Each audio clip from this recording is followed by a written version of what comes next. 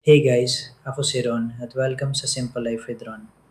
Welcome dito sa ating channel kung saan pag-uusapan natin ang mga bagay na makakatulong sa iyo sa pang-araw-araw na buhay.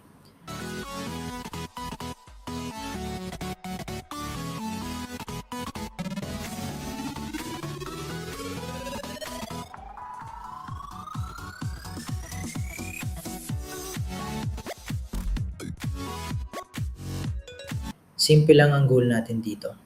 Gaming, passive income, tech, at mga practical na paraan para matuto at kumita online.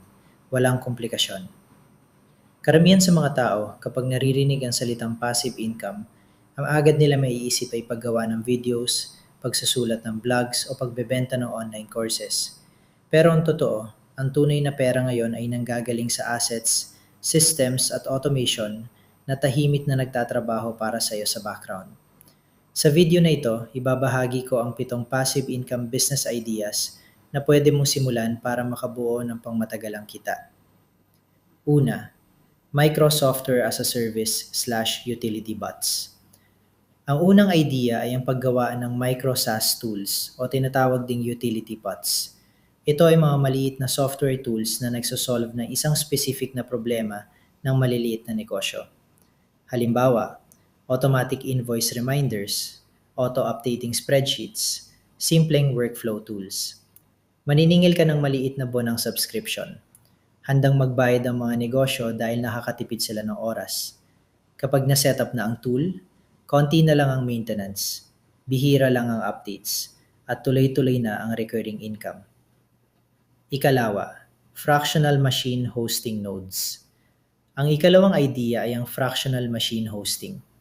Bumibili ka ng maliliit na compute nodes at ikinakabit ito sa decentralized AI networks. Habang ginagamit ng developers ang computing power mo, otomatiko kang kumikita ng tokens o cash. Ang gagawin mo lang, mag-invest sa hardware, siguraduhing naka-online ito. Ang network na ang bahala sa rentals, usage, at payments. Ikatlo, streaming digital twin rentals. Ang digital twins ay virtual na kopya ng mga makina, sistema o environments. Sa mga susunod na taon, maraming industriya ang gumagamit nito para sa simulations at testing. Pwede kang gumawa ng digital twin model o mag-license ng existing na model at ilista ito sa marketplaces. Sa tuwing ginagamit ang model mo, kumikita ka ng usage fees katulad ng cloud rentals, pero ikaw ang may-ari ng asset. Ika-4, Modular Intellectual Property Licensing Packs. Sa halip na magbenta ng courses, pwede kang gumawa ng licensed intellectual property packs. Ito ay maaring checklists, industry diagrams, templates, compliance guides. Binabayaran ka ng mga kumpanya ng taunang licensing fee para magamit nila ito sa ilalim ng sariling brand. Isang beses ka lang mag-update kada taon, pero predictable at recurring ang kita. Ika-5, automated drone mapping shares. Hindi mo kailangang magpalipad ng drones mismo. Sa halip, mag-invest ka sa shares ng drone fleets na pinapatakbo ng isang kumpanya. Ginagamit ang mga drones sa agrikultura, construction, inspections. Ang kumpanya ang bahala sa lahat. Ikaw naman, kumikita ng porsyento sa buwanang kita. Parang may rental business ka, pero fully automated. Ika-6, sensor-based data royalty bundles.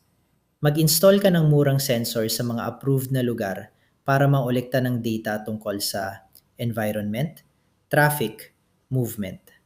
Ang data ay binebenta sa data marketplaces. Ang mga bumibili nito ay logistics companies, insurance companies, city planners. Kapag na-setup na ang system, royalties na lang ang pumapasok sa bawat bentahan kahit wala ka ng mano-manong ginagawa.